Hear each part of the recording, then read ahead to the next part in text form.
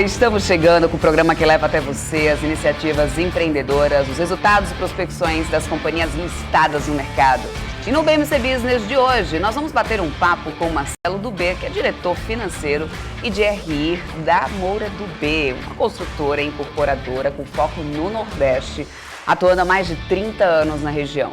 O potencial de crescimento do mercado imobiliário de alto e médio padrão do Nordeste levou a Moura Dubé a decidir aumentar a sua capacidade operacional anual de 1,5 bilhão para 2,2 bilhões de reais.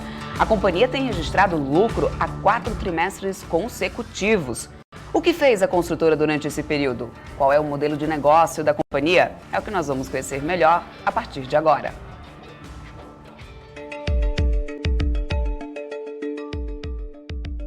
A Moura Dubé é a maior incorporadora do Nordeste e a primeira em market share no Recife, Fortaleza e Natal. A empresa já construiu mais de 20 mil unidades e 285 torres desde que foi fundada há 35 anos. Na época, 3 irmãos, jovens engenheiros, se lançaram no projeto para construir um edifício de alto luxo, onde eles iriam morar com um grupo de amigos. E deu certo. O primeiro empreendimento, Moura Dubé, foi entregue em Recife, na década de 1990. Anos depois, a companhia começou a atuar no segmento de segunda residência, com o lançamento de hotéis e flats com serviços voltados para consumidores de médio e alto padrão e estrangeiros. A companhia foi a primeira empresa de Pernambuco a conseguir o certificado ISO 9001 em construção e desenvolvimento imobiliário. Em 2007, começou um processo de expansão no Nordeste atrás de novas oportunidades. E em 2009, fechou uma parceria com a MRV. A Moura Dubé participa diretamente de todas as fases da incorporação imobiliária e constrói todos os empreendimentos que incorpora. A comercialização é feita com equipes próprias e plataformas digitais. O conhecimento das preferências e da cultura do público do Nordeste que a empresa acumulou ao longo desses anos coloca a Moura Dubé em posição de vantagem para desenvolver produtos que atendem à necessidade do seu público. A Moura Dubé captou mais de R$ 1 bilhão no IPO em 2020.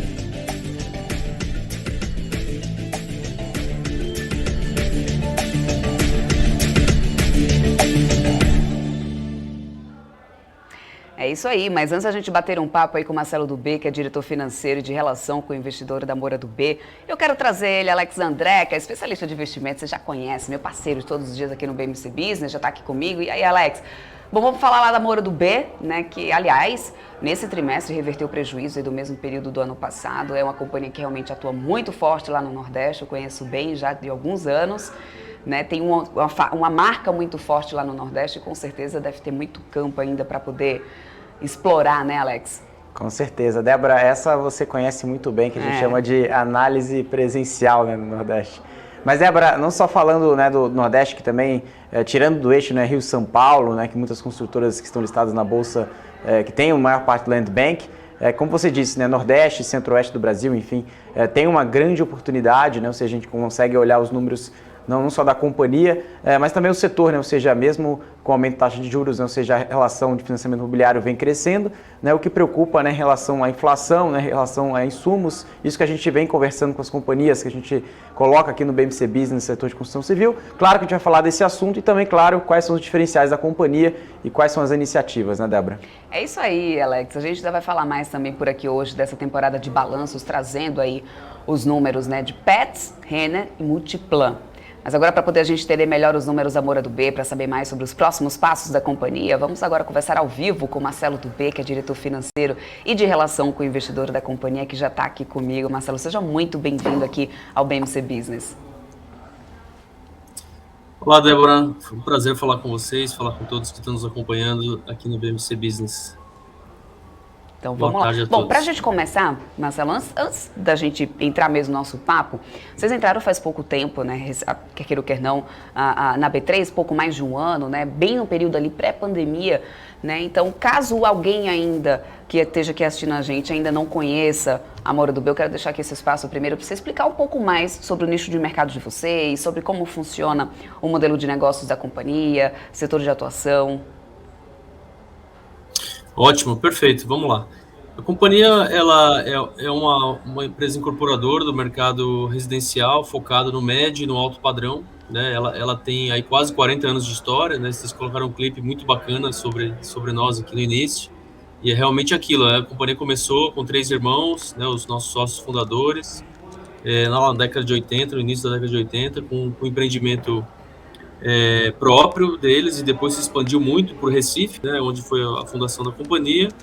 Depois, a partir de meados aí dos anos 2000, né, para 2010, teve uma expansão muito forte para as outras capitais do Nordeste, né, Salvador, Fortaleza, Natal e Maceió, onde ela se consolidou como líder do mercado imobiliário nordestino, fazendo então bastante o residencial de médio e alto padrão, desde o do médio padrão de entrada, né, até o altíssimo luxo. Também focou bastante do residencial de segunda residência, né, ao longo da última década, as 2 décadas, né, que é a nossa linha Beach Class, onde a gente faz tanto empreendimentos mais reduzidos nas cidades, nas capitais, quanto empreendimentos de praia, né, em formato de resorts e tal, que podem ou não ter serviço, né, acoplado. E também temos uma linha de empreendimentos comerciais, né, de torres comerciais, que também é um produto de muita qualidade que a companhia fez ao longo dos anos. Hoje o comercial fica um pouquinho em segundo plano pelo todo o volume que já foi colocado no mercado e pela questão de pandemia que a gente vive. Mas sim, a gente tem então essas 3 linhas. Tivemos também uma parceria, vale mencionar, hoje em dia não fazemos mais, mas uma parceria com a MRV para fazer o antigo Minha Casa Minha Vida, né, o produto mais de baixa renda. Hoje não fazemos mais, fizemos isso durante 10 anos, esse produto. Hoje o foco realmente é o residencial do médio padrão, né, ali da entrada até o empreendimento de altíssimo luxo, frente mar, tal, que a gente tem, né, muito volume dele também, né, e o segunda residência. Bom, a Moura do B, né, uma das maiores incorporadoras aí do Nordeste, eu até comecei comentando isso aqui, eu que, né, morei muitos anos também lá em Natal, conheço bem aí a marca. Eu queria saber um pouco mais, a praça de atuação de vocês, hoje no Brasil vocês são muito fortes aí no Nordeste, inclusive, né, vocês estão só atuando no Nordeste, vocês já estão pensando em alguma expansão, né, fala um pouquinho mais sobre essa atuação de vocês. Legal, então como eu coloquei, né, foi essa expansão para 5 capitais, né, ao longo das últimas décadas. Fizemos o IPO aí no início do ano passado, e agora decidimos, né, anunciamos há pouco aí na divulgação de resultado a entrada em mais 2 praças, né? Vamos entrar na Paraíba e em Sergipe, em Aracaju e João Pessoa, tá? Que são praças que a gente entende, elas estão ali contíguas, né, com as capitais onde a gente já atua. Então, a gente entende que a gente pode atuar nessas praças de maneira a não necessitar de um escritório a mais, de mais D&A, né, mais despesas administrativas. A gente consegue atender as praças, são mercados importantes, mercados onde tem necessidade de novo produto na prateleira, e a gente vai entrar no curto prazo, tá? A gente já está vendo o produto. E nas outras praças que eu mencionei, as outras 5, é realmente isso, é manter o crescimento, né? A gente tem um potencial, entende que tem um potencial muito grande, né, principalmente Salvador, Fortaleza, Recife, que são as maiores cidades, de continuar aumentando, Natal também, continuar aumentando o tamanho, continuar fazendo lançamentos. Os lançamentos foram muito fortes desde do pós-IPO, né? A gente teve ali, logo após o IPO, a pandemia do Covid, que atrapalhou bastante os planos da gente e de todos, né, os empresários naquele momento. Mas de julho a agosto para frente a gente conseguiu colocar em andamento, né? Foram 19 produtos e tem uma esteira grande aqui ainda para a gente colocar no mercado. Vou querer saber já desse guidance aí de lançamento de vocês, vou entrar um pouco mais nisso daqui a pouco. Mas e todos esses lugares onde a Moura do B está atuando agora, existe algum que vocês têm aí como um elevado aí de prioridade aí da companhia, ou onde vocês enxergam oportunidades maiores agora no momento? Alguma praça mais forte? Perfeito, vamos lá. Eu acho que assim, a gente tem as 3 grandes capitais, tá? Elas vão ser o carro-chefe do nosso volume de lançamentos. Então, Recife, Salvador, Fortaleza, tá? É como se elas fossem um grande braço ali do volume do nosso lançamento, e depois você tem as praças um pouco menores, que são Natal, Maceió e as novas, João Pessoa e Aracaju. Nessas menores, a gente vai ter que entrar com um pouco mais de cautela. A gente já está, né, em 2 delas, e as outras né, entrando com um pouco mais de cautela, né, não entrando, vamos dizer assim, inundando o mercado, vamos entrar pouco a pouco, tá? Nas três grandes, a gente vê potencial de fazer um crescimento equilibrado entre elas. Talvez Salvador um pouco mais, que é onde a gente vê ali a concorrência um pouquinho mais, vamos dizer assim, tímida, né, em relação ao número de incorporadoras e tal. Recife e Fortaleza também são praças muito boas, que também a gente vai continuar crescendo, mas talvez Salvador um pouco mais na frente, no curtíssimo prazo aqui, em número de produtos a serem lançados. Mas diria que aqui é equilibrado, tá? Nosso plano está bem redondo, bem equilibrado, o plano de crescimento para esse segundo semestre, né, os lançamentos que a gente vai ter para o ano que vem, para 2023, a gente tem ali um volume bem equilibrado de lançamentos a fazer, mas visando sempre esse equilíbrio, né? As três grandes praças tomando mais, diria aí que 70% do nosso volume e 30% nas menores. Bom, Marcelo, não dá para poder a gente deixar de falar sobre essa questão da pandemia, né? Como você mesmo falou, isso acabou atrapalhando os planos não só de vocês, mas, enfim, de todo mundo, né? A pandemia acabou provocando uma série de impactos, né, sobre o setor produtivo. Mas como que você avalia essa crise de saúde pública e os desdobramentos sobre os negócios aí do grupo? Foi possível crescer ao longo dessa pandemia?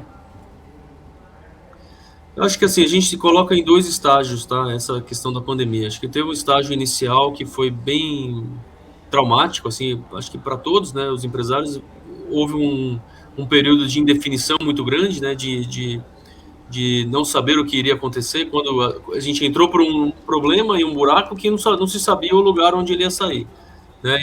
Nesses meses iniciais, que eu coloco ali, março, abril, maio do ano passado, então foi uma fase de indefinição de fazer, olha, gestão de crise. A gestão de crise vamos ter disciplina com o caixa, a gente acabou de fazer o IPO, a companhia passou, como várias outras companhias do setor imobiliário, né, haviam passado por um período difícil de crise do segmento, né, onde tiveram taxas de juros muito altas, não existia a lei do distrato ainda, endividamento alto, e aquilo tudo ali acarretou, várias empresas saíram do mercado, não aguentaram, a Moura do B navegou, né, bem a crise, fez sua reestruturação de capital com o IPO, e aí tinha uma condição boa, sólida, né, saudável de caixa. Então, aquele primeiro momento era então navegar bem por aquele período de crise, ter a disciplina do caixa, fazer as atitudes corretas para manter um mínimo de vendas do estoque. A gente também tinha um volume grande de estoque pronto, pós o IPO, né? A gente tinha um ativo real interessante que faria geração de caixa, que é o que aconteceu, né, de lá para cá, com a venda daquele estoque, e esperar o momento certo para lançar.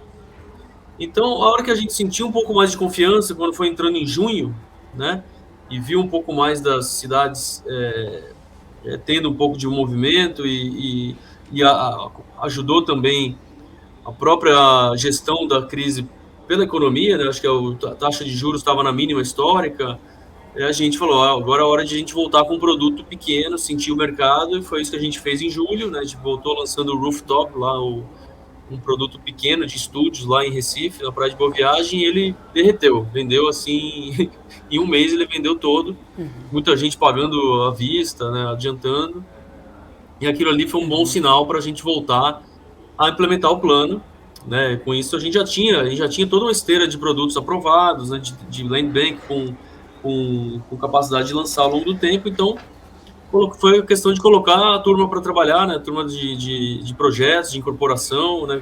Pessoal que a gente tem muito experiente, muito talentoso, que colocou a roda para andar e foi o que a gente falou aqui, 19 produtos desde então, 19 empreendimentos.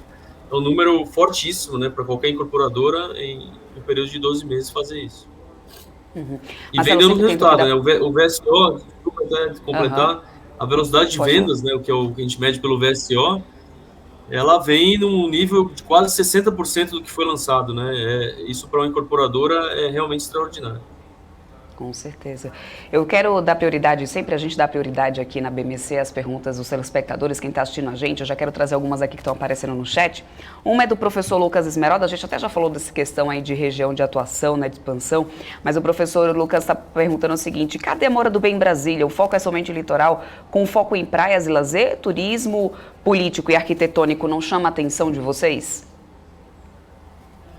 Chama, com certeza. Acho que o nosso grupo ele é bastante empreendedor, tá? A gente tem uma visão muito aberta para novos negócios, tá? A gente está sempre olhando novos negócios, independente do nosso foco ser muito grande, na região onde a gente acha que agrega mais valor, né? Hoje a gente tem uma tarefa, desde o IPO, né? O que a gente apresentou para o mercado, né? Que a gente se comprometeu a fazer, que a gente vai fazer, é consolidar a nossa dominância nos mercados onde a gente atuava, né? E com esse adicional desses dois mercados que a gente está colocando, que são dentro do mapa ali colados. Então a gente acho que tem que ter um ciclo completo dessa consolidação de liderança, né? Que é o que está acontecendo. Mas a gente está sempre aberto a novas oportunidades, né? Não vamos dizer que Brasília não interessa ou outras praças não interessam, mas realmente no curto prazo não dá para a gente colocar na conta, não vai acontecer. A gente vai ter que realmente vai focar no Nordeste, que é onde a gente acha que é o mercado que vai agregar mais valor para a companhia. Boa, Marcelo. O Fabrício Lima está perguntando o seguinte: poderia perguntar para o Marcelo se a Moura do B tem um plano de financiamento próprio, direto para o cliente, ou é sempre necessário o intermediador para uma compra?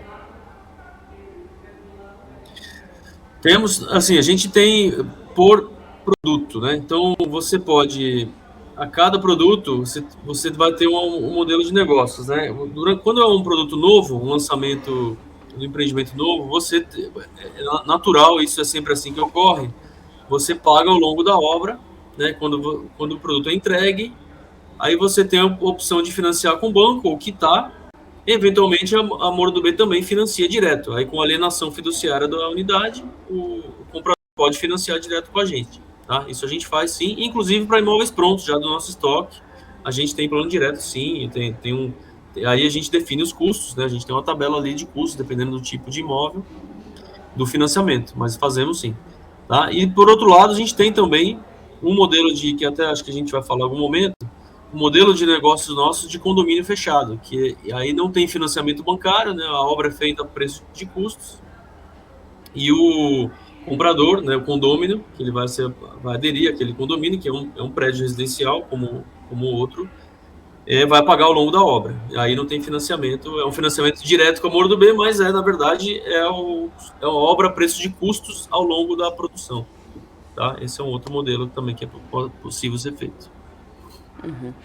Marcelo, voltando a falar um pouquinho dessa questão do que a gente estava falando aqui da pandemia, né? Muitas transformações foram demandadas a partir, né, dessa nova demanda, dessa nova ótica imposta aí pela pandemia. Quais mudanças foram colocadas em prática ou estão em processo de implantação pela Moura do B? E o que pode ser incluído nisso como novidade nessa nova rotina, né? Tanto de trabalho como na negociação e também na relação com o público? O que ficou? Bom, acho que a pandemia trouxe para nós aqui, no modus operandi de trabalho, grandes avanços com relação a, né, forma de trabalhar, né?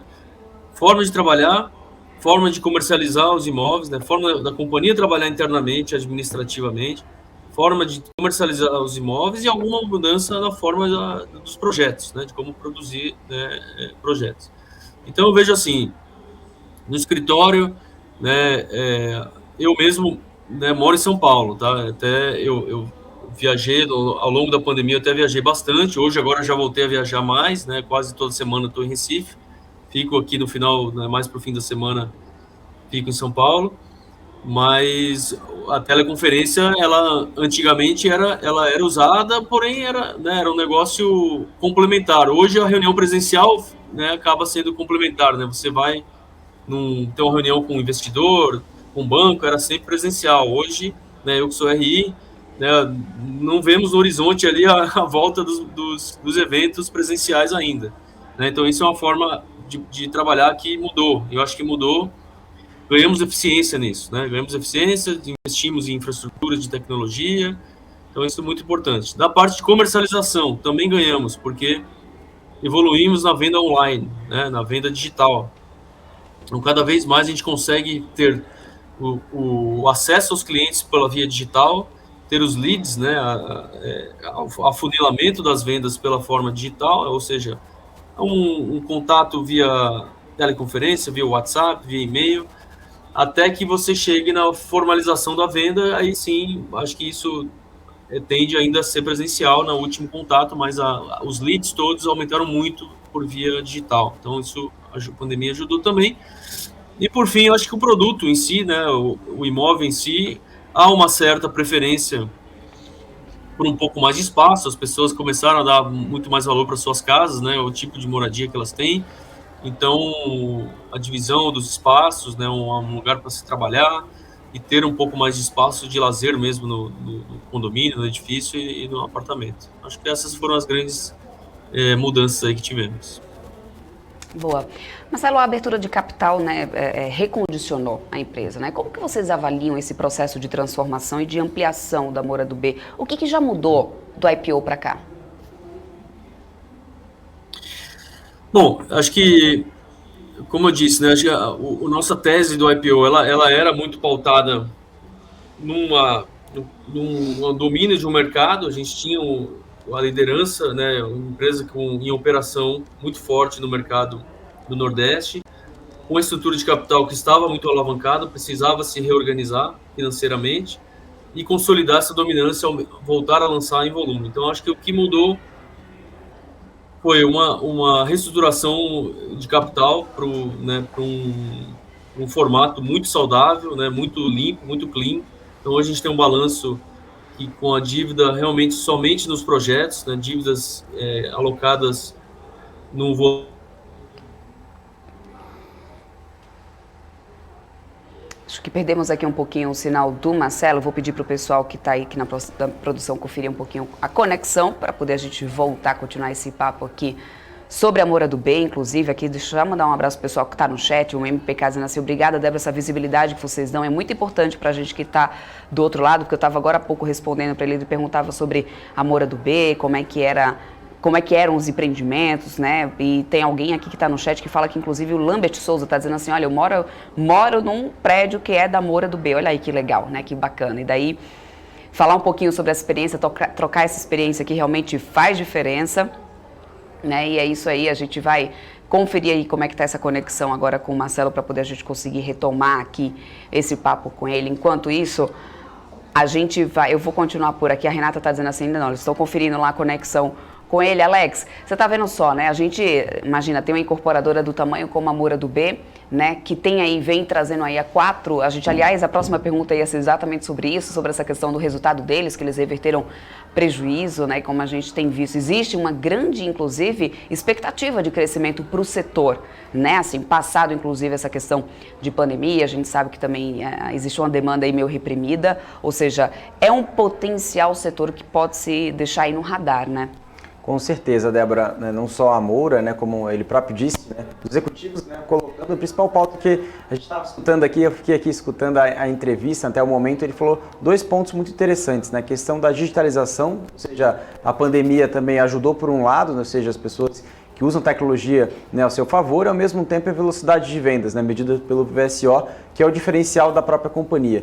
Então, aliado a essas 2 estratégias, ou seja, velocidade de vendas, né, uma sólida estratégia em relação a banco de terrenos, eles conseguem também lançar e também trazer um resultado positivo, né? Como você disse, né, Débora, é um ponto bem interessante, né, que é a demanda reprimida, né, ou seja, desperta aí também vontade das pessoas quererem acelerar as compras dos imóveis. Isso a gente consegue ver dados macro, né, aqui no Brasil, principalmente aqui no eixo Rio-São Paulo, mas no Nordeste, né, ou seja, é um ponto muito interessante para analisar, né, e também a Moura também é um ótimo proxy, né, para a gente olhar como que está a região do Nordeste do Brasil, principalmente no setor de real estate, né, que está listado em bolsa. Acho que vale muito a pena acompanhar, né, Débora?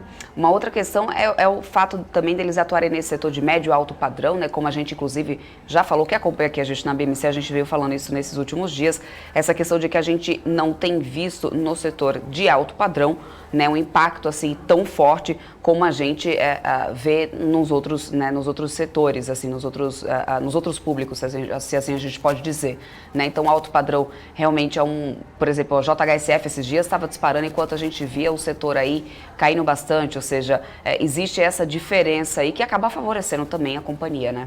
Em questão da renda, né, Débora, isso é vital em relação ao financiamento imobiliário e até mesmo a qualidade dos ativos, né? Então, quando nós colocamos em qualquer relação de crise, né, crise de 2008, crise do coronavírus, né, historicamente, né, a alta renda, a média alta renda, ela sai de uma crise mais fortalecida, até mesmo ganhando, né, quando a gente fala aqui em renda per capita maior do que em uma relação de baixa renda ou até média renda, né? Ou seja, incorporadoras, construtoras que estão mais voltadas à alta renda, tornam seus números mais resilientes. Isso que a gente analisa, né? Ou seja, a gente observa os números aqui da Moura, né, no segundo trimestre, e isso que deve acontecer de acordo, né, com os executivos que acabaram de dizer aqui na entrevista. Ou seja, claro que depende do cenário, depende da demanda, mas tudo indica, né, um número de VSO muito forte, né, um land bank muito bem localizado, de uma forma muito estratégica. Então a companhia utilizando também os seus canais para acelerar as vendas e justamente também trazer, né, ou seja, alto padrão cada vez mais presente nos seus resultados, né? Tem essa questão aí, né, da taxa de juros aí também, que a gente sabe que o Copom já até sinalizou, né, um novo reajuste que deve sair, mas como que a gente já tem falado, a gente já trouxe aqui o pessoal da Cury, da Mitre, né, várias empresas aí que são aí realmente do setor, que ainda estão olhando muito positivamente para isso, lembrando que a nossa taxa hoje de juros, né, os juros básicos, não chegou ainda no patamar como a gente já teve na casa de 2 dígitos, né, então isso de qualquer maneira ainda não está pesando tanto para as companhias. É também uma questão do que eu quero falar aqui com o Marcelo, né? Mas eu acredito que ele deva também acompanhar a mesma visão dos outros setores, mesmo com tanto reajuste, que a gente sabe que esse era um temor do investidor, né, Alex?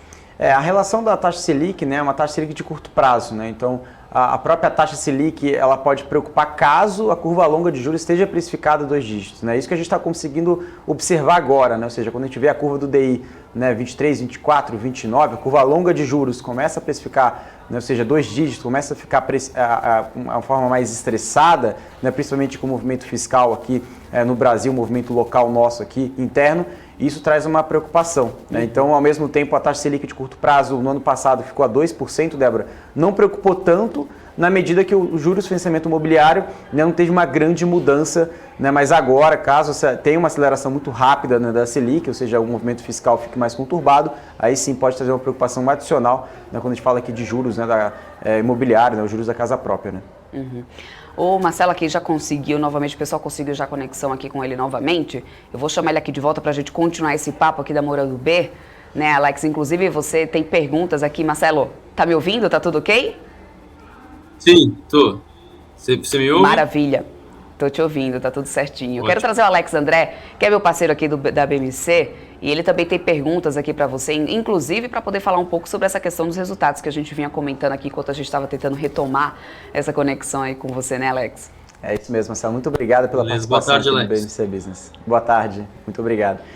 Falando agora, né, dos resultados de vocês, né, vocês reverteram um prejuízo líquido, como a Débora comentou, né, de 95 milhões de reais registrados no segundo tri do ano passado, né, e na comparação dos 2 períodos, a receita líquida cresceu aí mais de 160%, né, o que mais favoreceu para esse resultado da companhia? Você falou um pouco sobre VSO, enfim, o que pode dizer, né, do resultado consolidado, do fim dessa fase de prejuízo, e o que esses projetos trazem aí de rentabilidade, enfim, de margem, que vocês estão mudando esse patamar olhando para o histórico da companhia, né? Perfeito, Alex. Eu acho que a gente tem que fazer um filme aqui, não só fotografia, mas um filme aqui dos últimos 4 trimestres. A companhia vem dando lucro já desde o terceiro tri do ano passado, né? A gente realmente veio, como eu, né, mencionei no início, a gente teve a companhia pós o IPO, ela se reestruturou, né? Saiu de uma alavancagem forte que ela tinha e passou então a voltar a lançar, voltar a ter uma velocidade de vendas muito forte, que a gente entendia que o mercado precisava desses novos lançamentos. E aí a gente tem duas linhas de negócios, né? A linha de negócio tradicional da incorporação e do condomínio fechado, que nada mais é o mesmo tipo de empreendimento, não é loteamento, né, que muita gente confunde. Ele é um condomínio, ele é o empreendimento residencial, só que ele é feito a preço de custo, né? Então, ele tem um resultado, um perfil de resultados um pouco mais rápido do que a incorporação tradicional e tem margens mais altas, porque eu simplesmente recebo comissões pela venda dos apartamentos, né, e pela construção. Eu sou contratado como construtora e recebo os FIIs de administração em cima daquilo. Então, com todo esse lançamento, né, de aí mais de 1 bi 300 milhões ao longo dos últimos 12 meses e vendas acima de 1 bi 100, né, e com esses 2 segmentos, a companhia foi então colocando e a venda dos produtos prontos, né, a gente tinha ali um número de estoque pronto bem alto ao longo logo pós o IPO. A gente conseguiu então receitar, né, pela venda, a venda do estoque pronto, você receita rápido, né? apesar de ter uma margem mais baixa.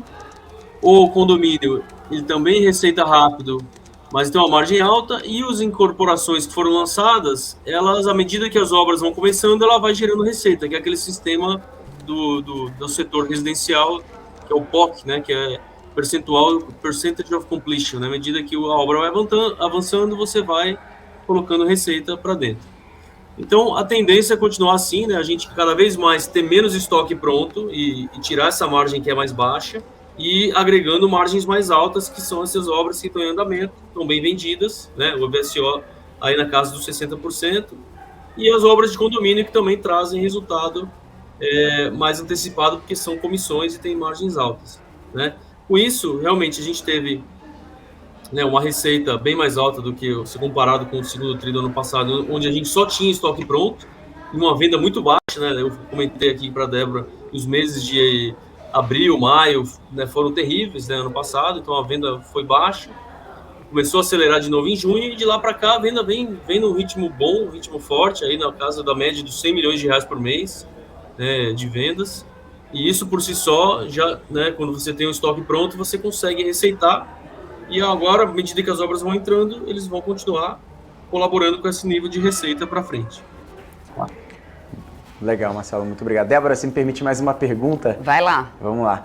Marcelo, eu estava conversando com eu e a Débora, a gente sempre conversa com as companhias também de construção civil, enfim, aqui na Bolsa, né, aqui no BMC Business, e um ponto bem interessante é que sempre os executivos nos trazem aqui em relação a déficit habitacional, né, principalmente aqui no eixo Rio-São Paulo, ou seja, mesmo, né, tendo uma grande competição aqui no Rio-São Paulo, ainda existe um grande déficit. No Nordeste, né, ou seja, existem pouquíssimos players, ou seja, relevantes como vocês, ainda esse gap é maior, ou seja, o déficit habitacional é maior, que abre uma margem de oportunidade ainda para vocês de lançamentos, enfim, de oportunidades de preços de terrenos menos competitivos aqui na região do Rio-São Paulo, enfim, isso abre como pode dizer assim, um mar aberto para vocês lançarem, enfim, tem também empreendimentos de alta qualidade?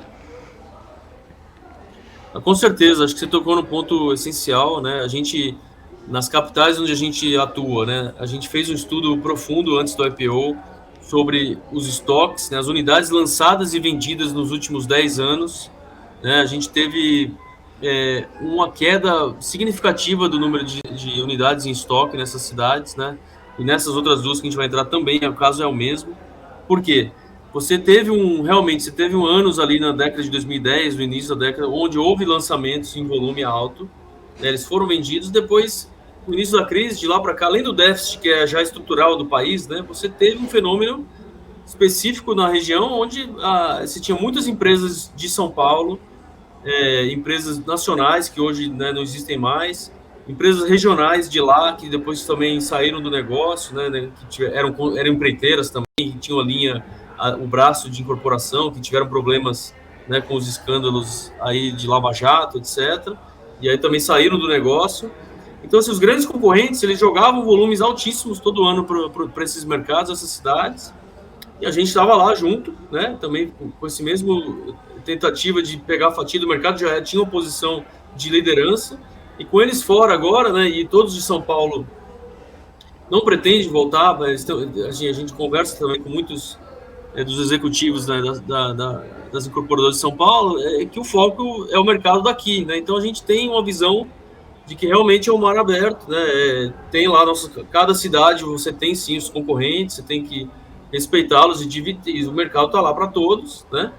Mas a Moro do B, como uma marca regional, né, que está lá em várias capitais, consegue então pegar terrenos, pegar né, adquirir novas pedaços de terreno, para continuar esse processo de crescimento. Eu acho que o déficit existe, a necessidade de novos produtos existe e o estoque é baixo. Então, as condições são realmente propícias para a gente crescer. Muito obrigado, Marcelo. Débora, mais uma pergunta, ver se eu autorizo. Pode ir, eu deixo, Alex. Eu estou tentando dar mais um tempinho aqui para falar com o Marcelo ao vivo aqui. Marcelo, acho que é um ótimo ponto que você acabou de dizer, porque para quem analisa, né, o setor de real estate, eu acho que foi um ponto bem legal que você falou, que lá atrás, né, para quem acompanhava as empresas listadas, tiveram um grande movimento das empresas que estavam aqui no eixo Rio-São Paulo, principalmente São Paulo, em querer aí lançar empreendimentos no Brasil todo, né? Nordeste, Centro-Oeste. e muitas delas ou não só extinguiram do mapa, né? Ou seja, tiveram uma grande dificuldade financeira, se alavancaram muito, tiveram dificuldades com seus parceiros locais, enfim, em execução. E isso agora, nesse exato momento, com o setor aquecido, né, no Nordeste, em São Paulo, em toda a região, né, tipo, por vários fatores, né? Isso pode despertar novamente numa visão macro, assim, não falando das construtoras, dos peers aqui listados em bolsa, mas sim de forma geral. Isso pode despertar um interesse novamente, na sua opinião, de outras construtoras que não têm um core business na região do Nordeste a quererem ingressar nesse mercado? Olha, Alex, é uma ótima pergunta mais uma vez. Eu acho que assim, a gente tem uma visão de que as empresas, elas vão, né, as grandes empresas, elas têm uma tarefa grande de continuar crescendo nos mercados onde elas estão, né? Elas estão bastante capitalizadas, né? Muitas delas fizeram acesso ao mercado de capitais via IPO ou via follow-on, né, nos anos de 19 e 20, né?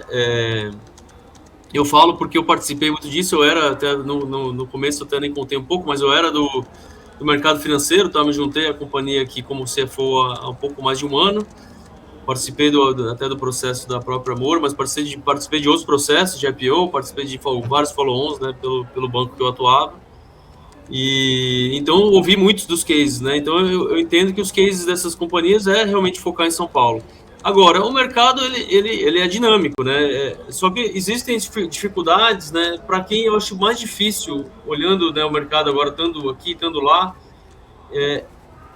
você se estabelecer num mercado novo sem ter o parceiro correto, né? Sem conhecer realmente as culturas são diferentes, né? A questão do terreno é um business de bairro, de rua a rua, não é nem de cidade a cidade ou bairro a bairro. Tem que conhecer a rua certa, o local certo, o quarteirão certo, o lado do sol, né, o revestimento correto. Então, assim, um incorporador que é forte numa determinada cidade, não necessariamente aqui em São Paulo, por exemplo, eu estou falando aqui porque eu estou aqui hoje, tá? Em São Paulo, mas ele não necessariamente ele vai saber exatamente em qual tipo de produto, em qual lugar ele vai ter em Salvador ou em Fortaleza, né? É um trabalho que vai demandar tempo, vai precisar um investimento grande dessas empresas, se eles realmente quiserem competir em larga escala nesses mercados. Então, assim, é possível, né? É possível, pode chamar atenção, sim. Agora, vai ter que ser, não vai poder ser um business lateral, vai ter que ter uma grande atenção dessas empresas para que o foco dê resultado. Muito obrigado, Marcelo. Débora, agora sim. Obrigada, Alex. Eu vou continuar com minhas perguntas aqui também, tá? Mas tudo bem, é isso aí. Alex é meu parceiro aqui, tá aqui para poder a gente realmente aí conhecer mais e mais e mais aí do case. Marcelo, vamos lá falar um pouquinho mais desse guidance aí que vocês estavam falando aí. Você já tocou aí, já adiantou um pouco aí sobre essa questão de lançamentos da companhia, né? A Moura do B lançou esses 19 empreendimentos aí, né, nos estados onde atua, né, ao longo desses últimos 12 meses, como você falou, né? Agora eu quero entender como que tá esse guidance de lançamentos aí de vocês, como que tá, quais são os planos agora, né, para esse semestre agora, pelo menos, que você já possa aí adiantar pra gente. Não, a gente, o que acontece, Débora? A gente não dá o guidance oficial, né? Tá. O que a gente vem falando, né, que a companhia ela tem um tamanho para chegar a $1,5 bilhão de lançamento, né, no médio prazo, e agora a gente soltou aqui no último resultado que a gente entende que o nosso tamanho é 2,2 bilhão, né? Também que a gente tem que chegar nisso no médio prazo, tá? Até 2 anos a gente deveria chegar nisso, tá? Isso é uma coisa. A outra coisa nós lançamos aqui o semestre agora, né, um número já relevante, acima de R$600 milhões de lançamentos, tá? E nós temos já divulgado, né, colocamos aqui no nosso relatório mais 400 milhões de lançamentos no terceiro tri, tá? Que a gente deve fazer.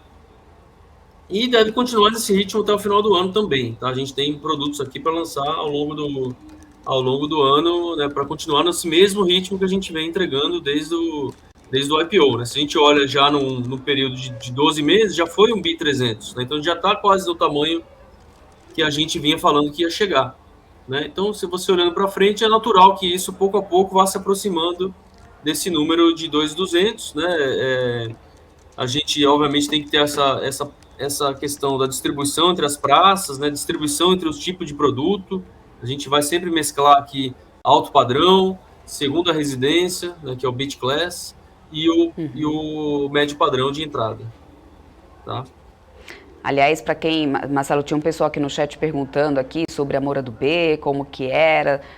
Tem uma pessoa aqui, o Lambert, que até já falou aqui, trocou mensagem com o pessoal dizendo que mora, inclusive, em um prédio da Moura do B. Esse Beach Class, gente, para quem não é da região, é um excelente empreendimento, condomínio. Aliás, eu não conheço pessoalmente, mas só de ver fotos, sabe aquele lugar que dá vontade de você ir e nunca mais sair? É mais ou menos por aí. Então, se vocês estiverem aí pelo Nordeste, ver a oportunidade, vale a pena aí conhecer. Marcelo, com tudo que foi lançado aí no último ano, né, e com a expectativa de vocês aí, né, para os próximos meses, pelo menos, isso mostra que o mercado tem estado aquecido, né? Como que vocês estão vendo o setor para esse semestre? Olha, eu acho que a gente tem que separar bem, né, o que é mercado de capitais, bolsa, com o que é né, economia real. Né? A bolsa, ela tenta antever aqui sempre um próximo passo do que pode acontecer. Né? Muitas vezes acaba precificando algum movimento que pode ou não ocorrer lá na frente. Né? Ela embute riscos nas teses que ela analisa. E o que ela está olhando hoje? Né? Um potencial alta nas taxas de juros, além do necessário, além do esperado. Né? Então, a gente trabalha hoje com o seguinte: a gente entende, sim, que as taxas de juros, né, podem subir, acho que a gente pode depois até aprofundar nisso, mas na prática, né, o dia a dia e os lançamentos que têm sido feitos, eles têm a questão toda do equilíbrio da dinâmica do mercado, né, o que é demanda para imóveis, que o Alex acabou de falar, né, o déficit habitacional, o estoque baixo, e a necessidade de novos produtos nas praças, né, que há anos não tinham produtos novos, e aí a gente tem então toda essa gama de produtos para ir preenchendo. A gente não tem um produto só, então a gente tem o Beach Class, né, que é o segunda residência, a gente tem o alto padrão, a gente tem o produto de entrada. Então, o que a gente espera do setor é que ele continue entregando bem, que as vendas continuem saindo bem. A gente está fazendo um lançamento agora, eu estava até falando com um dos nossos diretores regionais, né, de um lançamento que a gente está fazendo em Fortaleza, que está excelente já o retorno. A gente nem colocou ainda realmente na rua e os corretores já reservando, já brigando para reservar unidades e tal. Então, assim, continua a mesma dinâmica, né, do início ali pós-pandemia, né? Então, eu acho que ainda a gente tem belos 12, 18 meses, pelo menos, para essa questão das vendas, do segmento, não sofrerem nenhum tipo de interferência. Obviamente, de tempos em tempos, a gente tem que ir revisitando o plano de lançamentos, o case e tal, para ver se algo vai mudar. E a gente faz isso, tá? Cada lançamento é estudado, a gente contrata pesquisa de mercado, né? Entende a região, entende o entorno, entende os estoques. Então, acho que assim, tudo é bem seguido, bem acompanhado, né? A gente entende que tem essa tendência, mas vamos continuar cautelosos e alertas. E até porque, por exemplo, e já seria a minha próxima pergunta aqui para vocês, ainda tem essa questão da taxa básica de juros, né? O Compor continua aumentando a taxa, e aí isso tem preocupado também os investidores aí que olham para o setor. Mas como que vocês enxergam esse atual nível de juros? Eu até estava comentando com o Alex aqui, porque a gente já trouxe outras incorporadoras aqui também, né? A gente bateu um papo também com outras incorporadoras do setor que têm olhado, assim, um teor de preocupação aí. Em relação aí a essa demanda do Nordeste, com essa taxa de juros, vocês perceberam se houve alguma mudança, se impactou de alguma forma, ou isso não tem preocupado aí os negócios do grupo? Não, assim, honestamente, hoje não mudou ainda, não teve mudança verificada, real, nenhuma, tá, com relação à demanda para compra. Então, vou separar em duas coisas, né? Aí, olhando para frente, eu falo daqui a pouco o que a gente acha dessa possível alta que vem, mas o atual, não. Né? O que pode mudar ao longo do ponto que essas taxas vão subindo é o nível de adiantamento, né, de recursos que o cliente faz. Então, o cliente, quando ele olha o INCC alto e os juros baixos, ele tem um incentivo em não ficar na parcela, ele pegar e já, olha, eu quero adiantar aqui X mil reais ou, né, valor tal para eu sair do INCC. E com isso é bom porque diminui a exposição de caixa das obras, né? Você acaba tendo menos financiamento e tal. Então, isso foi um fenômeno que veio acontecendo ao longo do tempo, né? As incorporadoras se beneficiaram disso porque tiveram menos exposição de caixa, estão com os caixas das obras bem saudáveis. isso tende a voltar para uma normalidade à medida que os juros vai subindo, né? Que a gente chegue numa taxa neutra, né, entre inflação e taxa de juros, você vai seguir o fluxo que sempre foi de uma obra. Você recebe 35% ao longo da obra e o restante é no financiamento imobiliário, lá na obra, na entrega das chaves. Agora, por outro lado, se a gente tiver um estouro na taxa de juros, né, uma questão assim, muito forte, um choque de juros, obviamente que todos vão sofrer, né? Para o setor é ruim, porque ele dificulta a obtenção do crédito, diminui, né? A pessoa tem que ter uma renda para aprovar o crédito e tal, e diminui a capacidade, né? Eu acho assim, a gente teve uma queda muito grande, né? E tem um espaço ainda para esse Selic voltar, belos aí 2, 3 pontos percentuais ainda para ela voltar antes de ter algum movimento significativo da nossa demanda, tá? Para resumir a resposta.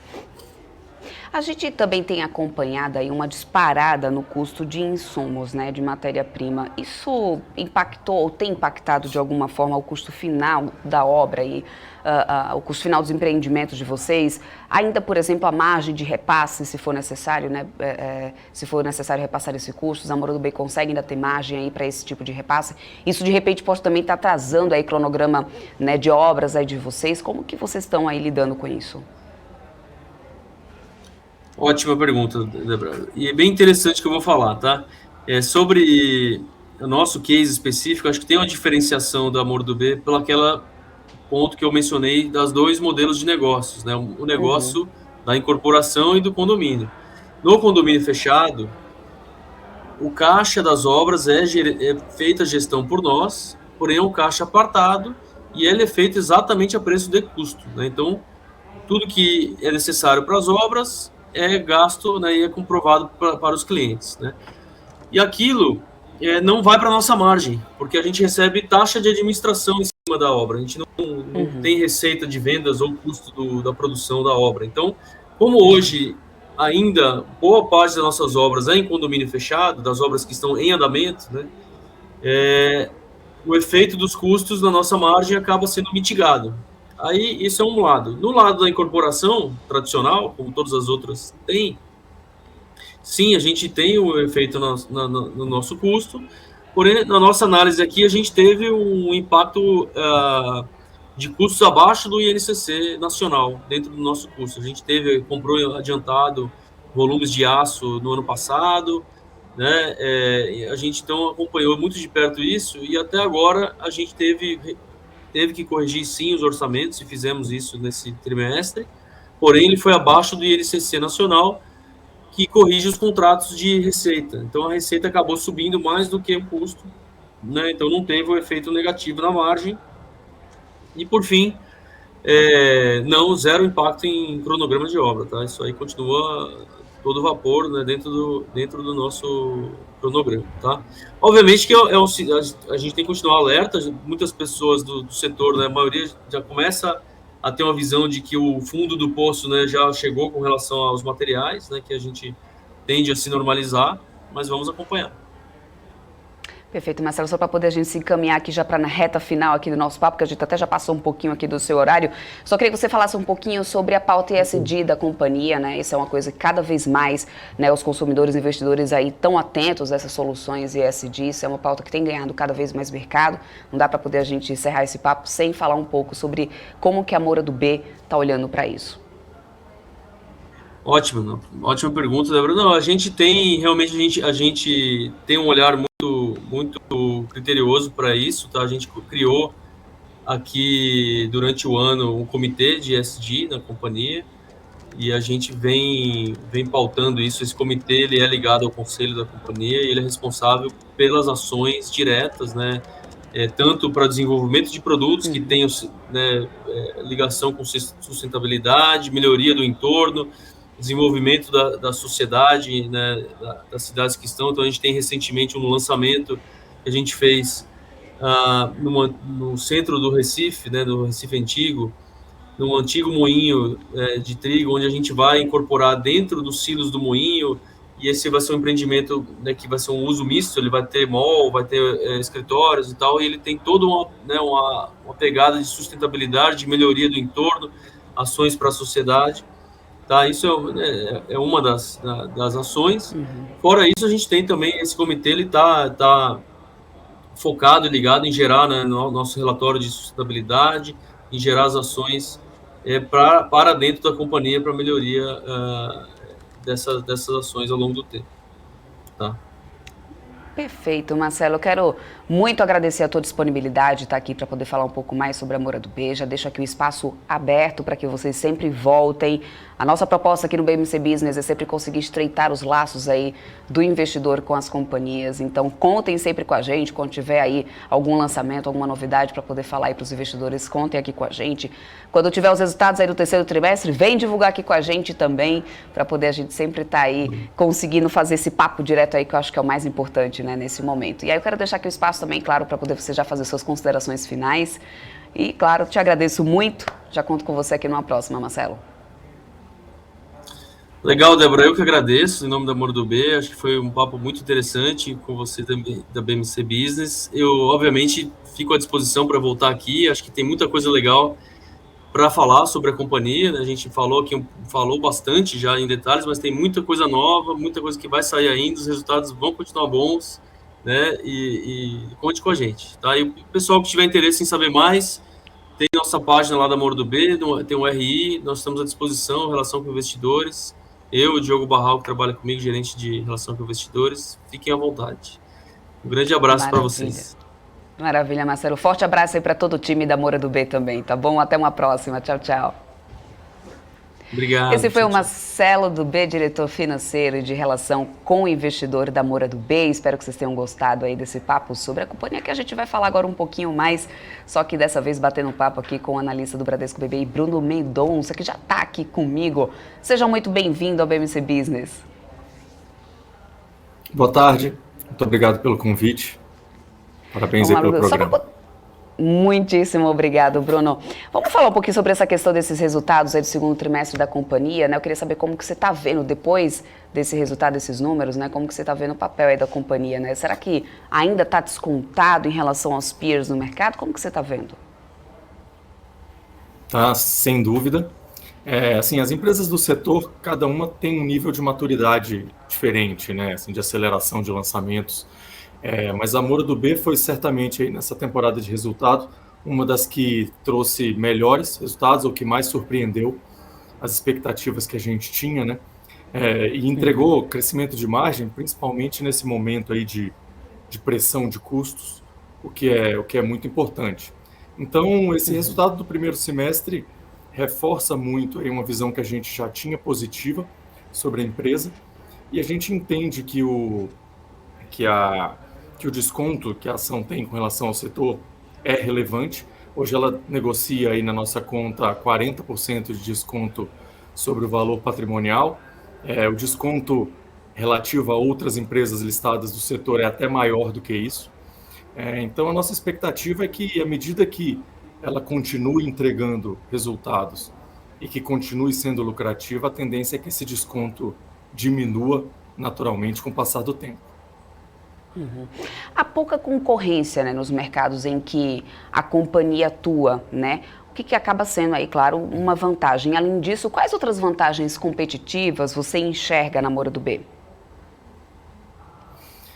Tá certo. Assim, realmente esse é um setor muito pulverizado na competição e com relativamente pouca barreira de entrada, né? Então, assim, surgem players novos com uma certa velocidade. Então, os diferenciais acabam se concentrando muito no conhecimento que cada empresa tem sobre suas praças, sobre seus clientes. Isso ficou muito claro no ciclo anterior aí, que o Marcelo até citou, né? Que outras incorporadoras de outros lugares do Brasil tentaram se aventurar no Nordeste e não tiveram sucesso, ou pelo menos tiveram muitos problemas, o que fez com que elas até deixassem e hoje não tem esse apetite tão grande pela região. Então certamente o conhecimento regional é um diferencial. E o outro diferencial que eu vejo do ponto de vista de investimento é essa diversificação do modelo de negócio, que o Marcelo também comentou, no modelo de condomínio, que ele tem uma característica anticíclica, né? Porque ele depende menos de crédito, ele não tem exposição ao aumento de custos, o cliente, assim, ele demanda menos capital da companhia. Então, isso tudo traz uma complementariedade aqui interessante para a companhia que tem habilidade ou que pode ter flexibilidade para surfar melhor esses entreciclos que porventura possam acontecer e que inevitavelmente vão acontecer. Uhum. E considerando a expansão do crédito imobiliário também, a disputa entre grandes bancos, né, por clientes a longo prazo, como que está a tua expectativa em relação ao desempenho desses players de média e de alta renda? Tá bom. O setor vem de anos muito difíceis, né? Assim, teve entre 2015 e 2018 um cenário muito contrário de excesso de oferta. Então ficou muito tempo sem ninguém lançar nada. Então, quando eu olho para o que eu chamo aqui dos 3 pilares do setor, né, de oferta, demanda e crédito, eu ainda tenho uma visão positiva, porque eu acho que a oferta ainda não veio, ainda não foi suprida. Até tinha mercado para isso, mas a pandemia tem atrasado aí os lançamentos das incorporadoras. Então, do lado de oferta, eu não tenho, nesse momento, grande preocupação. Talvez uma preocupação pontual com o segundo semestre, os lançamentos em São Paulo, mas não na região da Moura do B. Do ponto de vista de demanda, a gente ainda tem assim, anos que o setor vendeu pouco, porque a gente tinha juros muito altos. Então, apesar dos juros estar subindo agora, a capacidade de pagamento do cliente ainda é melhor do que era há relativamente pouco tempo. E do ponto de vista de crédito, que foi a sua pergunta, o sistema de habitação brasileiro tem características particulares, né? Assim, os bancos têm uma obrigação de direcionar poupança para o setor, então a gente ainda vê essa oferta de crédito como saudável. As taxas têm aumentado um pouco, mas eu não acho que isso seja, pelo menos até onde a gente tem visibilidade agora, nada que vá causar nenhuma ruptura. Caixa Econômica soltou resultados hoje, resultados muito sólidos, que demonstra ali que ainda tem espaço para eles continuarem agressivos e continuarem cumprindo esse papel. Então, eu não espero nenhuma ruptura, eu tenho uma visão positiva ainda dentro do ciclo, mas é claro que o macro atrapalha um pouco, né? Então, a gente precisa esperar. E era isso que eu ia até te perguntar, porque assim, apesar desses bons resultados, né, Bruno, como o da própria Moura do B, e das perspectivas também de alta e otimismo aí com o setor para esse ano, inclusive por causa da previsão de melhor resultado para o ano desde 2013, né? Porque se a gente considerar alta lá, tinha sido aí de 4,5%, né? Então, mas ainda continuam os entraves no setor e a gente tem visto dias seguidos de queda no setor, né? O que você acha que mais está travando o setor nesse momento?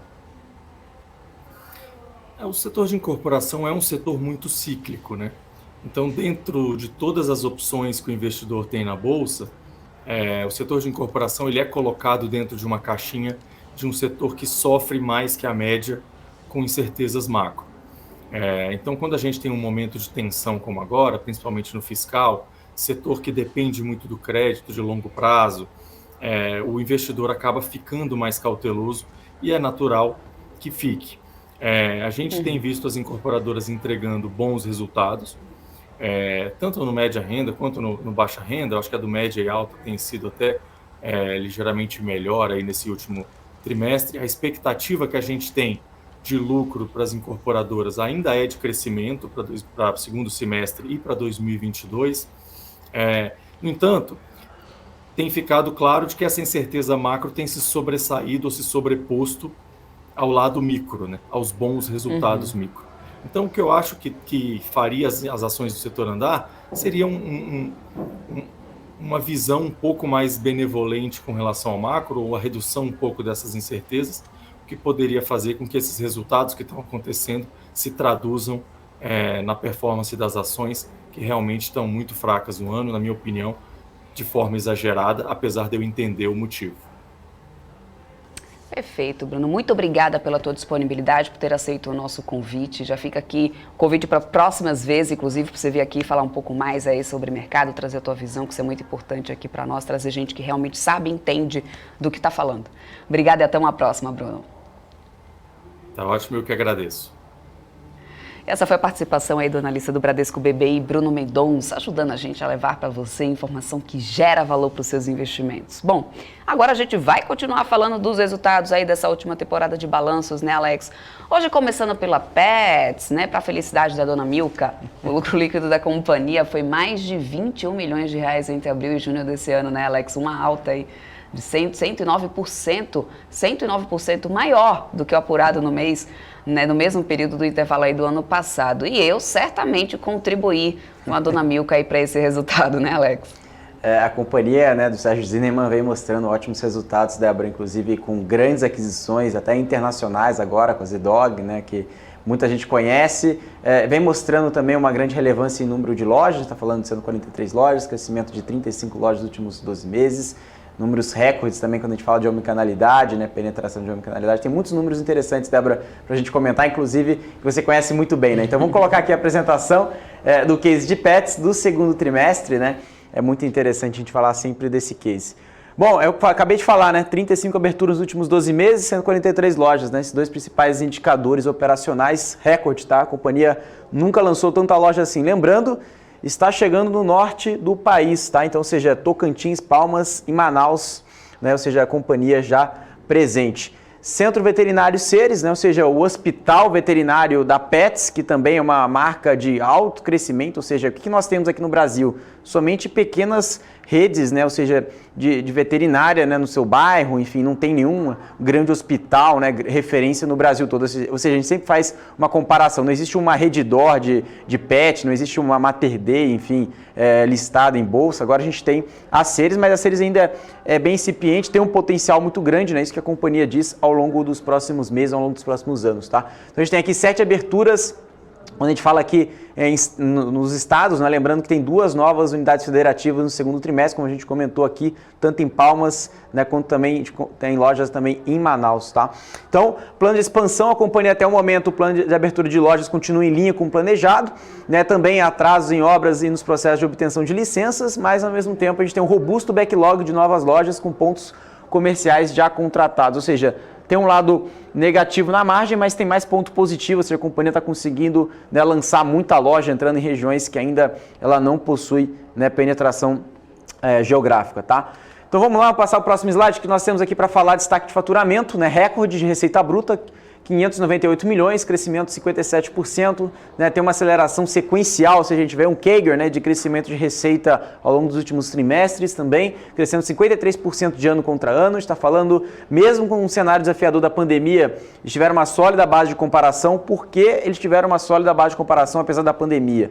Né, porque você não vai deixar de comprar ração, você não vai deixar de comprar, né, um acessório para o seu pet, né, mesmo com uma crise, né, o seu animal precisa se alimentar, né, precisa de um acessório, então a crise, né, torna-se aí pouco relevante para o case de Petz, que a gente chama aqui, né, de anticíclico, ou seja, não é um case cíclico. E também tiveram 2 bilhões de reais de faturamento nos últimos 12 meses, né, com destaque, claro, com o Centro Veterinário Seres, né, ou seja, um centro veterinário muito bem preparado, né, e também em franca expansão, e a parte digital, que a gente vai falar sempre disso, né, ou seja, tanto venda, parte de serviços, aquisições, M&A, né, ou seja, em ramp-up aí, muito forte, né? Falando de receita bruta digital, 181 milhões, lembrando, receita total 598, sendo 181 milhões de reais, que também é recorde, tá? Crescimento de 85% da receita bruta digital de ano contra ano.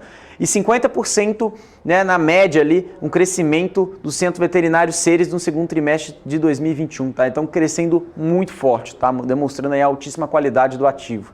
Plataforma digital, passando no próximo slide, né? Para quem não compra, né, na plataforma Petz, aqui tem um layout, né, o interface aqui, né, da plataforma, muito friendly, né, ou seja, você consegue ali achar todos os tipos de produtos e serviços em uma plataforma só, no conceito de one-stop shop.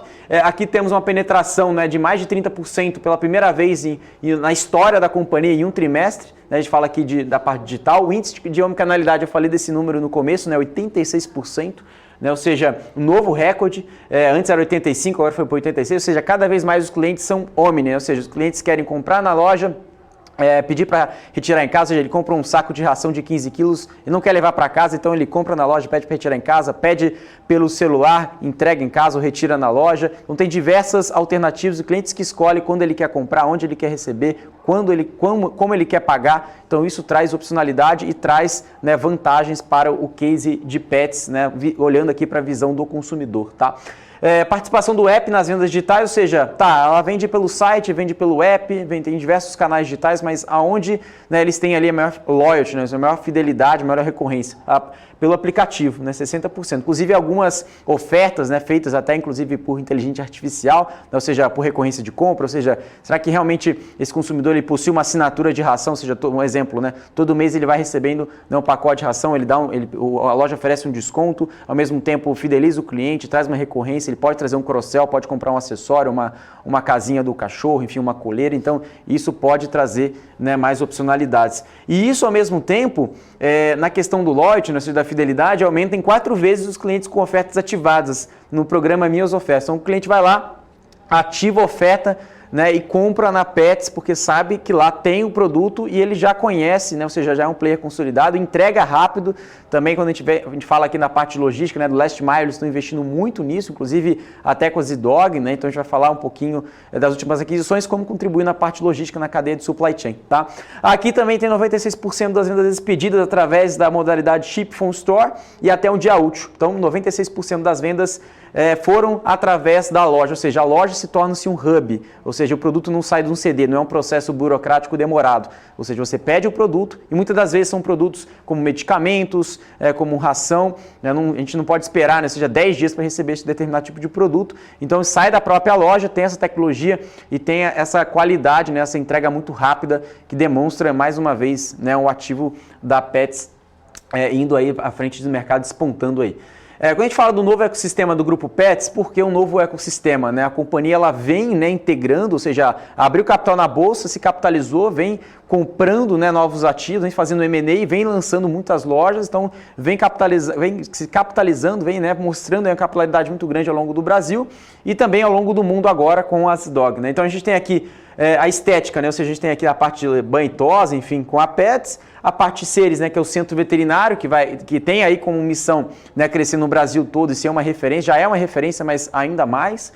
Também temos a parte da adoção, que é a parte de ESG, né, por si só, a parte de adoção de animais, né, em situação de vulnerabilidade, né, situação de rua. E também a parte digital, a gente tem aqui diversas marcas, né, como Cansei de Ser Gato, que é uma plataforma de conteúdo, né, é uma plataforma que traz ali captação de lead, né, qualificado, e também a parte da Zidog, né, e tem outras marcas também da Zidog ali, como a gente comenta, principalmente na parte de conteúdo também, né, tem o blog da Zidog, Zidog TV, Cansei de Ser Gato, o blog da Pets, tem diversas marcas de conteúdo, e também Little Abs, também franquias da Zidog, e também produtos exclusivos, tanto marcas próprias, que também aumentaram números de SKUs, ou seja, a companhia, além de vender, claro, produtos de parceiros, eles começam, né, a entregar mais produtos de marcas próprias, como tapete higiênico, enfim, outros produtos que tem a marca Pets, que também traz, né, cada vez mais uma visibilidade da marca e uma fidelidade em parte do seu cliente, tá? Então pronto, o que a gente sabendo de tudo isso, né? Alguns números já são repetitivos aqui, como a gente já comentou, receita bruta na parte digital, ou seja, crescendo ali 57%, 85% no ano, o índice de omnicanalidade recorde, 86%, lembrando que o trimestre passado, como a gente comentou, era 85%, aumentou 1 ponto percentual. Aqui, né, no semestre que a gente vai falar, ou seja, aqui é o trimestre que eu comentei agora no semestre, 1.135 bilhões de receita bruta, lembrando ali na parte digital, 336 milhões de reais, né? Então, ou seja, cresceu 133%, ou seja, a companhia conseguiu crescer ali próximo de 3 vezes em relação à receita bruta total na parte digital, né? Então, a gente está falando aqui de quase 30% da receita bruta total da companhia, ou seja, 1/3 foi basicamente venda digital, né? Então, isso mostra a qualidade e a velocidade das vendas digitais, tá? Vamos lá, vamos passar aqui para o próximo slide. Que nós temos lucro bruto, EBITDA, geração de caixa, né? Lucro líquido, né? No trimestre, a gente está observando aqui lucro bruto crescendo 54%, também a mesma base comparativa com o semestre, né? Lógico, um comparativo maior em termos de valores, porque a gente está falando de semestre e trimestre. A gente está falando aqui de um lucro bruto de 239 milhões e 600 mil reais no segundo TRI e no primeiro semestre de 2021, 454,8 milhões de reais, tá? O EBITDA, 56,2 milhões, crescimento de 50%, colabora aí, né, com 9,4% da receita bruta do total e também no semestre, 96,4%, um crescimento de 44%, 8,5% da receita bruta total do semestre.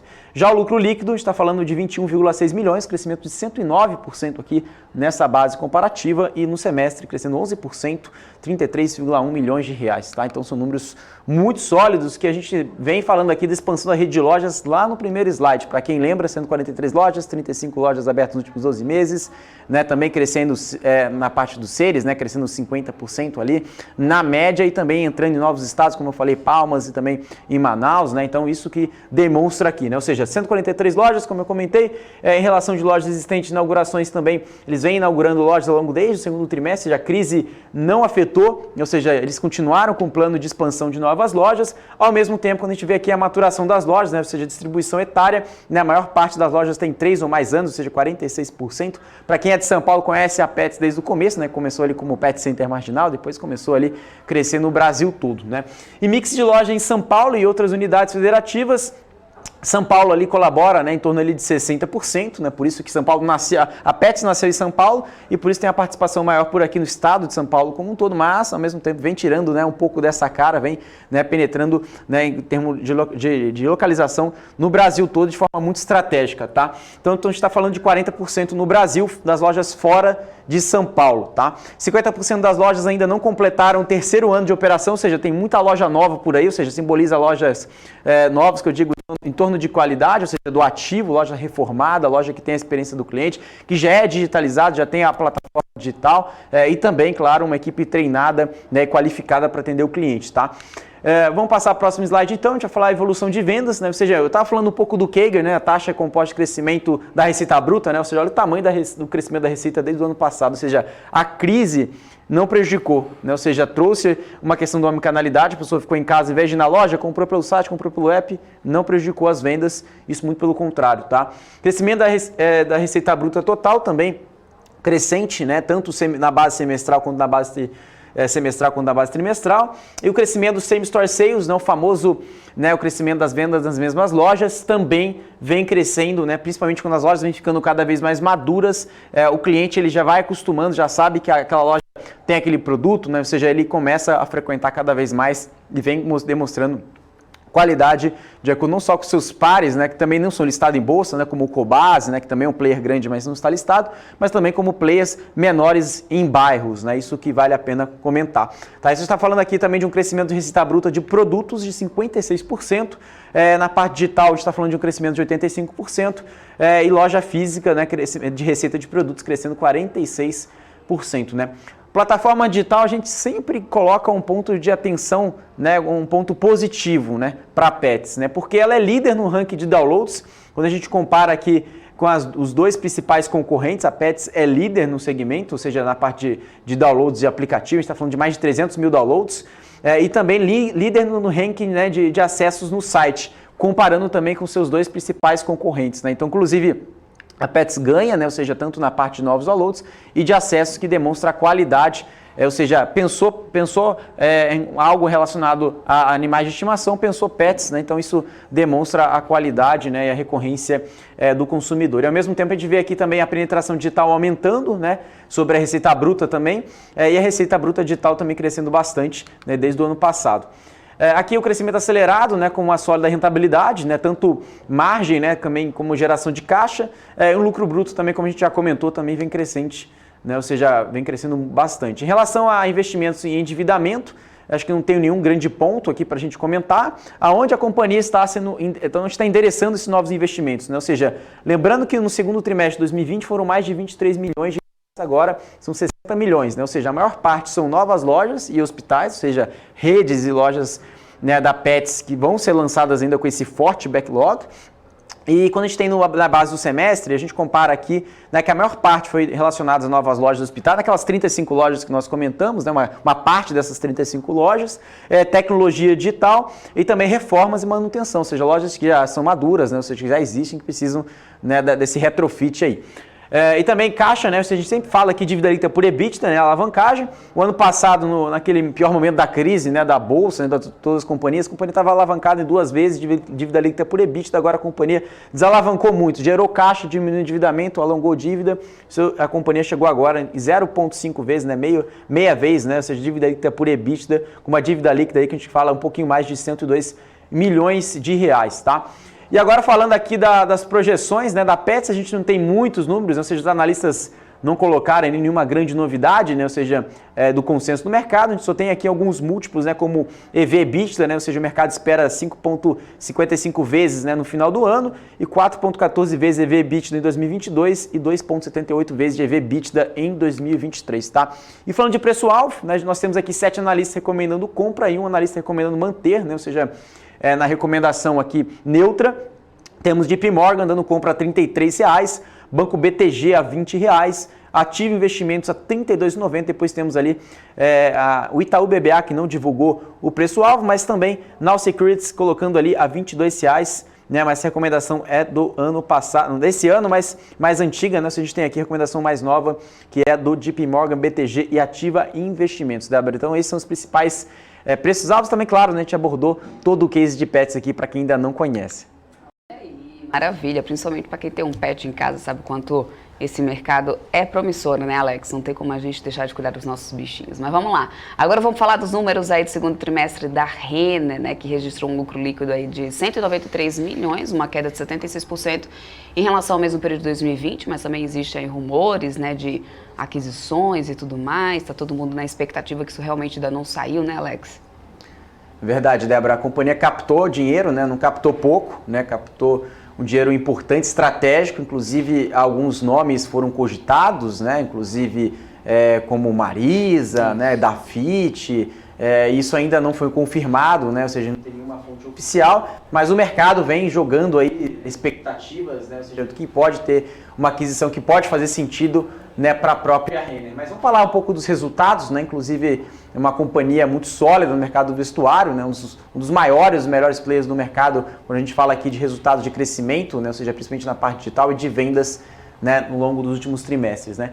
Então falando aqui, deixa eu só passar aqui que a gente está com os números do trimestre. Débora, vamos passar para a Multiplan, que aqui a apresentação tá antiga, do primeiro trimestre. O pessoal colocou errado aqui, senão a gente vai falar dos números passados. Agora que eu me atentei aqui, depois a gente falar para a equipe mudar os números aqui. Deixa eu só passar. Atualizar para trazer a Renner amanhã. E Multiplan registrou também o lucro líquido. Vamos passar aqui, o que eu tô falando. Aliás, a gente já conversou. Ao vivo é assim, né, Débora? A gente já conversou com o Hans aqui ao vivo no BMC Business. A gente já trouxe ele aqui. Ele já tinha falado aí sobre a perspectiva de retomada aí, né, das atividades dos shoppings, que agora, né, sem tantas restrições aí de isolamento social, volta a ter atividade, volta aí um pouco aí, isso já pode ser visto aí nessa alta de 32,4% aí no lucro de Multiplan, né, Alex? Com certeza, Débora. A relação, né, da própria Multiplan, como você disse, né, demonstra uma qualidade dos ativos, o fluxo de veículos também vem aumentando, a operação das lojas, né, ou seja, também isso é um sinal de clara vacinação, inclusive até a própria Multiplan, Débora, é um ponto muito interessante, os shoppings da Multiplan serviram, né, como ponto de vacinação, que também na parte social colabora positivamente. Na parte de vendas, a gente vai falar um pouquinho sobre isso, né? Também a própria geração de caixa, né? O perfil de dívida, ou seja, a companhia está muito bem preparada, né, para essa retomada. Claramente, no ano passado sofreu, né? Mas a própria Multiplan tornou-se parceiros, né, dos seus lojistas, que são parceiros de longo prazo. Algumas lojas tiveram aí, claro, né, fechamentos, tiveram uma vacância, né, maior do que o esperado, mas a companhia vem mostrando recuperação. É isso que a gente vai falar um pouquinho desses números da Multiplan, tá? Então nós temos aqui uma tendência positiva, né, das reaberturas no segundo trimestre, com a receita de locação, né, acima de 2019, que mostra uma clara retomada. Então nós temos aqui horas em operação, vendas lojistas, receita de locação dos shoppings crescentes, né, mesmo comparando com o primeiro trimestre e quarto trimestre também do ano passado, com 2019. Quando a gente tem aqui o mix do futuro, acho que é um ponto bem interessante, inclusive até o Hans, que participou aqui, como a Débora comentou, diz muito sobre isso, né, ou seja, lojas físicas aumentam o valor da marca de diversas formas, ou seja, não somente através de vendas, ou seja, as pessoas que pensam, eu vou vender 100% online, não vou ter uma loja física, Uma loja que está localizada num shopping como o da Multiplan, de um alto nível de qualidade, localização, demonstra, né, um poder da marca e, consequentemente, um poder de aprovação do consumidor que pode ir visitar, né, a própria loja e também poder comprar ou até mesmo retirar, né, no ecossistema Multi, né, que é o sistema do aplicativo da Multiplan. Tá? Então a gente tem aqui novos hábitos de consumo, né, como experiência sensorial, ou seja, você utilizar a própria marca, enfim, diversificação, né, tendências de moda, personalização de produtos, atendimento individualizado, especializado e diferenciado, né, projetos do tipo faça você mesmo, projetos de design de interiores, novos hábitos de consumo, né, como home office, aulas online, experimentação de produtos. Então tem diversas segmentos aqui, como eu comentei, né, como roupas básicas, artigos do lar, artigos diversos, alimentação, seja um food hall, seja um setor ali, uma parte, né, de uma praça de alimentação, tanto a parte gourmet quanto uma parte ali, né, de fast food também, que traz, né, uma parte sensorial para o cliente que ele sente ali pertencido, ele gosta, né, muita gente prefere, né, comer fora também. Isso traz, né, cozinhas autoriais, cozinhas internacionais, aulas de culinária, diversos nichos, né, ou seja, como veganos, enfim, lanches, enfim, isso traz diversas opcionalidades para o cliente que frequenta, né, todo esse conglomerado da Multiplan. A minha TV aqui que desligou, eu vou pedir para o pessoal ligar aqui para a gente continuar. Dá uma mexidinha aí no seu computador, Alex, que às vezes só dar uma mexidinha aí no computador, que acho que funciona. Pega o mousezinho aí, dá uma mexidinha. Sei que o Alex, ele tá lá na telinha onde normalmente eu fico, sabe naquele telão que eu sempre falo aqui com vocês, isso, né? No mapa de calor do mapa de calor, exatamente, né? Mas aí o pessoal vai ajudar aí o Alex a dar uma reconectada, né? Porque ao vivo é assim mesmo, gente. Ao vivo a gente passa por essas coisas, porque já diria aquele apresentador que a gente estava sempre muito acostumado a assistir, quem sabe faz ao vivo. Mas o Alex já tá ali de volta com o telão. Vai lá, Alex. Ele já tá correndo ali, inclusive, passando aí, ó, tudo bonitinho. Vamos lá, muito bem, vamos falar. Só correr aqui pra gente continuar, Ao vivo é assim mesmo, aliás, o pessoal tá aqui, ó, o Helder tá todo mundo aqui ainda, lucro de empresa da B3 dispara 1.012% no segundo trimestre, é mesmo? Olha, não tava sabendo disso aí não, hein, Helder? Boa. Mas vamos lá, o Rui das Neves fazendo isso, minha sogra viu, Alex, falando que tá fazendo palestras aí pelo Brasil, na hora a velha falou, quero uma palestra dessa no meu canil. Ah, não, Rui das Neves. Ah, não, Rui das Neves. Não vale falar assim, tá? Só pra ir na contramão, eu vou te falar uma coisa. A minha sogra, ela é maravilhosa. Eu adoro a minha sogra. Ela é uma linda. Aí você tá por fora, tá pensando. Minha sogra é arraso, super elegante. A mulher pensa que se eu chegar na idade dela como ela tá, meu Deus do céu, grande sorte minha. Eu só queria metade da beleza e da disposição e elegância dela. Vocês não sabem. Então, só para poder ir na contramão do que você está dizendo, tá, Rui das Neves? Mas vamos lá, vamos falar de mercado. Vamos voltar para a Multiplan, Alex? Vamos lá, vamos voltar aqui para a tela, pessoal. A gente teve aqui um probleminha técnico, mas voltando aqui para a Multiplan, quando eles falaram até multiplicando indicadores, né? Então, tiveram ali multiplicação dos indicadores operacionais financeiros com resultado da melhoria do cenário externo. Então, a receita de aluguel cresceu 4 vezes, same-store sales cresceu 5 vezes, como eu falei no começo da apresentação, receita de estacionamento cresceu 7 vezes, né? O fluxo de caixa aumentou 10 vezes, o EBITDA aumentou 20 vezes, né? Porque o cenário do ano passado foi muito estressado, então a gente tem que entender um pouquinho desse cenário, por isso que aumentou de uma base muito forte, né? Fluxo de caixa, como eu comentei, 154 milhões, crescendo 869%, claro, com o segundo trimestre de 2020, que veio muito prejudicado. Tudo aqui é segundo trimestre de 2020, tá, pessoal? Tanto o EBITDA cresceu, chegou a 178 milhões de reais, e também o NOI, né, que é um ponto bem interessante para quem analisa real estate, tá? Inclusive até Rui das Neves, enfim, todo mundo que gosta de analisar real estate olha para o NOI, né, o resultado operacional líquido chegou a 244 milhões de reais, lucro líquido também 94 milhões de reais, tá, com uma margem de 34%, tá? Aumento da receita e redução de despesas, que foi o principal ponto aqui que foi mencionado. Estrutura de capital, a gente sempre fala isso, né? Ou seja, aqui é o cronograma de amortização da dívida, né? Ou seja, ao longo dos próximos anos, a companhia tem, né, um caixa de 1,145 bilhões de reais e ao longo do tempo, né, um caixa muito bem estruturado para sanar aí as dívidas de curto prazo. A gente está falando de uma dívida líquida de 2,3 bilhões de reais, uma dívida líquida por EBITDA de 1,99 e o limite de alavancagem em 4 vezes, né, os que chama de covenants, ou seja, o limite de alavancagem é em 4, a companhia está em quase 2, ou seja, ela precisa dobrar sua alavancagem para atingir o nível de alavancagem máxima permitida pela companhia. Então a companhia está muito bem, né, posicionada, a gente está falando aqui de um valor justo das propriedades, né, também de 21 bilhões de reais, tá? Um custo médio da dívida de 5,32%, tá? Esses são os principais pontos de estrutura de capital. Agora, quando a gente tem aqui o endividamento por índice, né? A maior parte está relacionada ao CDI, inclusive o aumento do CDI também pode preocupar em curto prazo, né, em relação à dívida, mas também temos, né, tanto a TR, né, também não tem uma grande representatividade sobre a dívida, mas outros ali também 3,3%. Tá? Então a gente vê o custo da média bruta também caindo, né, 5,32%, lembrando que o histórico, né, rodava em torno ali de 7%, né, 6,5% historicamente. Tá? Ou seja, é isso que a gente deve observar.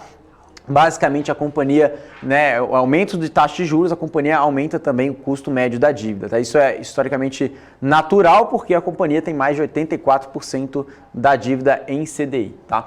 Omnicanalidade, eu acho que é um ponto bem interessante, né? A integração das experiências físicas e digital, né? Ou seja, agora chega a hora do cliente escolher aonde ele quer comprar, né? Quando ele quer comprar e como ele quer pagar. Né? Então, isso traz mais uma vez uma qualidade e também o aplicativo Multi, né? Ou seja, o aplicativo da própria companhia, é aliado, né, aos seus parceiros, seus lojistas, né, os marketplaces, para justamente acelerar esse canal de venda junto com o canal físico, obviamente. Tá? Aqui a gente tem a relação, né, das ações da Multiplan, né, a Multi3.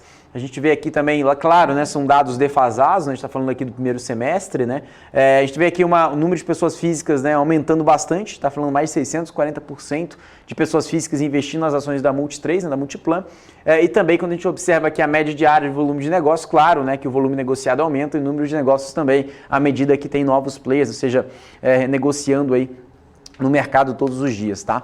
Quando a gente fala aqui de consenso do mercado, né, ou seja, o que nós temos aqui para a gente comentar, a gente tem alguns números aqui como lucro líquido, né, 195 milhões de reais que é esperado no quarto trimestre, 105 milhões de reais no terceiro e também 130 milhões de reais esperados no primeiro trimestre de 2022. Tá? Geração de caixa, o mercado espera no terceiro trimestre um pouco mais de 206 milhões, 342 milhões no quarto tri, no primeiro tri 271 milhões de reais, tá? A gente está falando de 2022, tá? No ano que vem. Quando a gente fala de preço-alvo, né, a gente está falando aqui de 10 analistas recomendando compra, 3 manter e 2 analistas recomendando venda. Tá? Quem está recomendando venda aqui? A gente tem Goldman Sachs a R$ 21, a gente está dando Morgan Stanley dando neutro, né, a 23, Banco do Brasil dando buy, né, compra a 29,50, Credit Suisse também compra a 29, Banco Inter a 28, Eleven também a 29 e também Bradesco BBI também a R$ 32, Débora. Então são esses principais números aqui quanto consenso de mercado, preço-alvo, claro, abordamos também os principais números operacionais e financeiros da Multiplan.